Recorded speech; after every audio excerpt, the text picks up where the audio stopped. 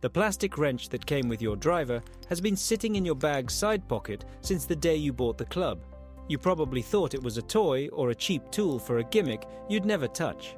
That wrench is the most accurate launch monitor you'll ever own, and it costs exactly $0 to turn. Everyone tells you to fix your slice with your hands. The data says start with your loft. After 60, your swing speed changes, your attack angle flattens, and the driver you bought in your 40s was built for a player you no longer are. The fix isn't in the pro shop.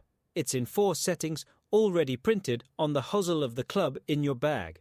The first thing to understand is that a slice is not a moral failure. It's a physics equation. When the face is open to the path at impact, the ball spins sideways. More side spin relative to backspin, and the ball curves right. Less side spin, and it straightens. You've been told to fix this with your hands, your grip, your posture. But the simplest lever is the one the hosel sleeve controls. Most golfers believe the factory setting is the correct setting. The company that sold you, the driver picked a loft that works for an average player with an average swing. You are not average. You are over 60, your swing is shallower, and the defaults are working against you. Raising the loft changes the ratio of spin on the ball, and that changes the curve. It's physics, not opinion. Here's the part. Most people miss. Higher loft does not mean higher spin. It means different spin. For a senior swing, more loft tilts the spin axis flatter, so there is relatively less of the sideways component that bends the ball right. The ball flies higher, but it flies straighter. The guy who tells you to buy a lower loft for more distance is selling you his inventory, not your straight ball. Now, we get to the 4 settings that actually matter. They all live in the loft system, not the weight track, not the shaft. The first is base static loft. This is the number printed on the sole or set by the hosel sleeve. For most seniors, raising it by 1 to 1.5 degrees is the single biggest change you can make. A tiny turn of that wrench and the ball stops dying right. The second setting is about how you tee the ball. You can combine your new loft setting with a higher tee height to hit up on the ball. That upward attack angle reduces the side spin further. It physically gives the ball less time to curve. Teeing it higher feels wrong at first, but the launch monitor doesn't lie. The ball starts straighter and lands softer. That 1.5 degree loft change just did more for your straight ball than a $600 driver ever could. If you want the rest of this dead money system before the fitting cart buries it, subscribe and I'll keep walking you through what the industry doesn't want you to adjust. In the comments, write dead money. What you just heard is the surface. The Dead Money Golf ebook goes 7 levels deeper. Every mechanism, every markup, every number fully sourced. 120 pages of what we can't post here. Plus the vault. 5 private video investigations that exist nowhere else.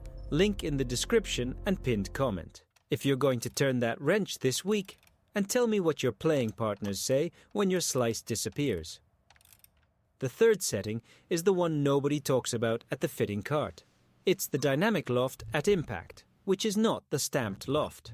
The delivered loft is what actually happens when you hit the ball. A senior's shallow attack angle delofts the club at impact, making the ball fly lower and curve more. Understanding this means you set the club to compensate for what you deliver, not what the sticker says. The fourth and final setting is the combined adjustment, loft and face angle together. When you raise a loft on most adjustable hosels, the face naturally closes slightly. That closed face at impact counteracts your open face at impact. The 2 adjustments work together, and together they reduce slice curvature far more than either one alone. This is the move that changes your game. This is where the money angle appears, and it's worth sitting with it for a second. A new driver costs several $100s. A fitting session costs over $100. The wrench that came in the box costs nothing, and it adjusts the same club you already own. The industry wants you to think the fix is a new head, because a new head is a new sail. If you've ever stood on the tee at 60 and watched your ball start left, then die right into the trees. You know the quiet pinch of believing your body has simply lost it. That pinch is exactly what the equipment companies count on. They need you to believe the slice is a personal decline, not a simple setting. The moment you understand it's a setting, their story collapses. Think about what you were told when you bought your last driver. The fitter handed you a club, you hit it on a monitor, and the numbers looked fine. But the default setting on that head was chosen for a mass market. No one asked about your age, your swing speed, or your attack angle. They told you the technology would fix the curve. The technology can, but only if you set it. The base loft setting is the one most golfers never touch, and it's the one that does the heavy lifting.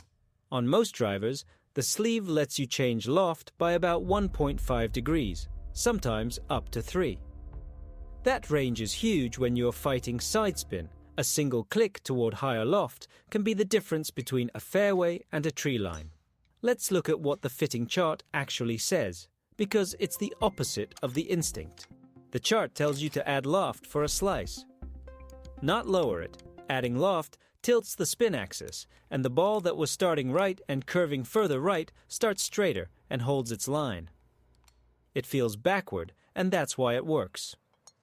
The industry never teaches this. Now, the tee height. And here's where you can feel it.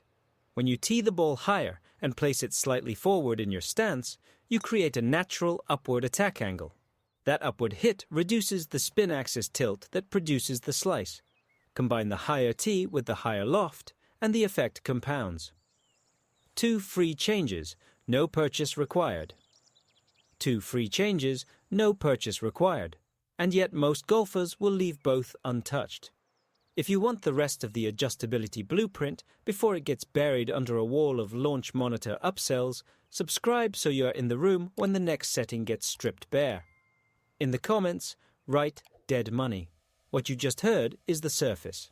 The Dead Money Golf ebook goes 7 levels deeper. Every mechanism, every markup, every number fully sourced. 120 pages of what we can't post here. Plus the vault, 5 private video investigations that exist nowhere else.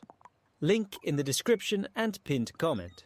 If you have never touched the loft sleeve on your own driver, because that confession is exactly where the smart spender edge begins.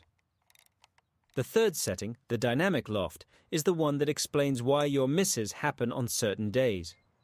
On days when you're tired, your swing flattens, you hit the ball lower, and the curve worsens.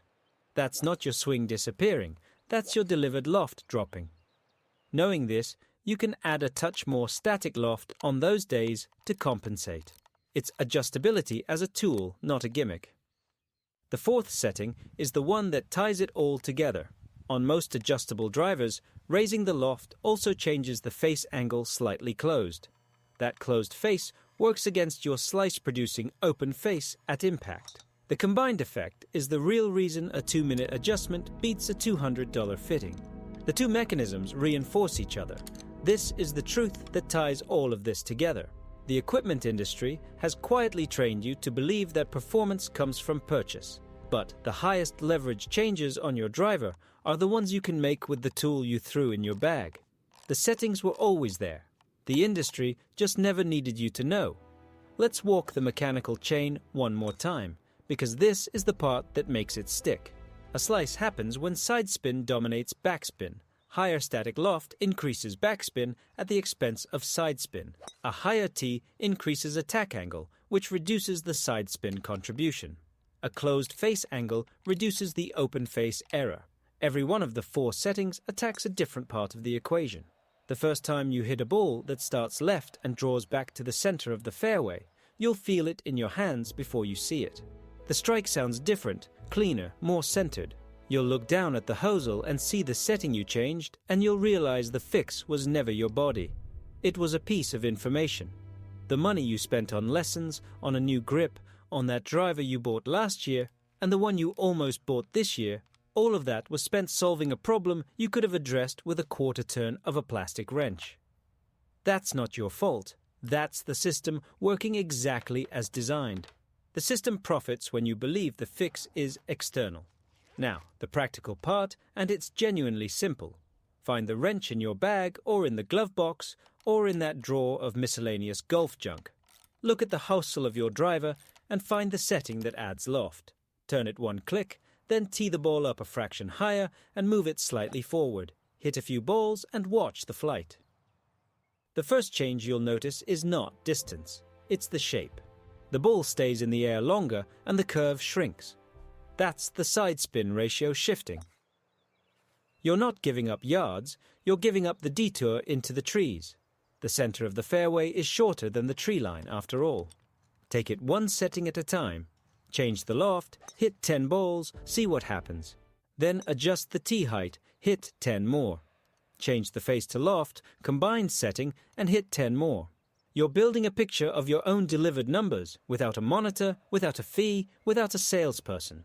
That's what being a smart golfer looks like. There's a reason this knowledge isn't on the front of the box. It doesn't sell a new driver. It sells the boring idea that you can fix what you already own, which is the worst possible business model for an industry that needs you to replace your clubs every 2 years. If you've ever paid for a fitting and walked out with a recommendation for the most expensive head in the bay, you know that quiet feeling of being played. The fitter had a cart full of options, and the option that would have helped you most was already on your current driver, waiting in the settings menu you never opened. You were set up to buy, not to fix. Let's go deeper on the fourth setting, because it's the one that genuinely surprises people. When you raise the loft on the hosel, the way the sleeve is machined means the face also closes slightly. That combo is the reason the adjustment is so effective. It's not just a loft change. It's a face angle change riding along for free. This is the part the launch monitors at the big box store measure but rarely explain. They show you spin and launch and all the numbers, but they don't tell you that a slight face angle adjustment can be worth double the slice reduction of a loft change alone. You get both in one click, and the industry never mentions it because it makes the new $600 head look optional. That face angle change riding along for free is the exact mechanic the industry hopes you never calculate, because once you do the math, the new $600 head stops looking necessary. Subscribe now so you don't lose this thread before the final piece lands, because understanding these settings is what separates the golfer who tinkers from the golfer who walks into the shop with leverage. In the comments, write dead money. What you just heard is the surface. The Dead Money Golf ebook goes 7 levels deeper. Every mechanism, every markup, every number fully sourced. 120 pages of what we can't post here. Plus, the vault. 5 private video investigations that exist nowhere else. Link in the description and pinned comment. If you've ever opened a driver sleeve, stared at the settings, and closed it again without changing a single thing, that's the habit we're breaking right now. The third setting, the dynamic loft understanding, is what separates a golfer who tinkers from a golfer who understands. The stamped loft on your club is not the loft you deliver at impact, especially as your attack angle flattens. A senior's shallow swing means you present less loft than the number suggests, which is precisely why you need more static loft to compensate. Take a typical driver stamped at 9.5 degrees. In a senior swing with a negative attack angle, the delivered loft might be closer to 8. That low delivery produces low launch, high side spin, and a ball that starts left and dies right. Set that same head to 10.5, and you deliver closer to 9, which is the launch you actually need. That's what these 4 settings are for. They're trim tabs for your specific swing. The mass market default was never designed for the changing mechanics of a 60-plus golfer. It was designed for the median, and the median is a 35-year-old with a slightly faster swing and a slightly less curved ball flight. The irony is that the fix for the aging slice has been sitting in your bag the whole time. The wrench that came with the driver, the same one you ignored, is the key. It's not a new skill to learn. It's not a better swing to build. It's a one-click change in what you already own, and it costs a minute of your time. Here's the quiet satisfaction of this whole thing. You no longer need to feel trapped between loving the game and watching your wallet bleed. When you know the settings, you have options. When you know the settings, the fitting cart loses its power. When you know the settings, the slice stops feeling like an indictment of your aging body and starts feeling like a data point. So here's where these 4 driver loft settings land, and I'll keep the count straight for you. The first is the base static loft, the number you raise to tilt the spin axis. The second is the T-height, the upward attack angle that compounds the loft change. The third is understanding your delivered loft, compensating for your shallow attack at impact. And the fourth is the combined loft and closed face, the one-click secret that compounds the entire fix. The ball that draws back to the center of the fairway, the sound of a strike that's solid and true, the feel of a driver that finally matches your mechanics, that's what these 4 settings give you. Not a new purchase, not a new lesson. Just a better understanding of the club that was already in your hands and the honest knowledge that the system never wanted you to have.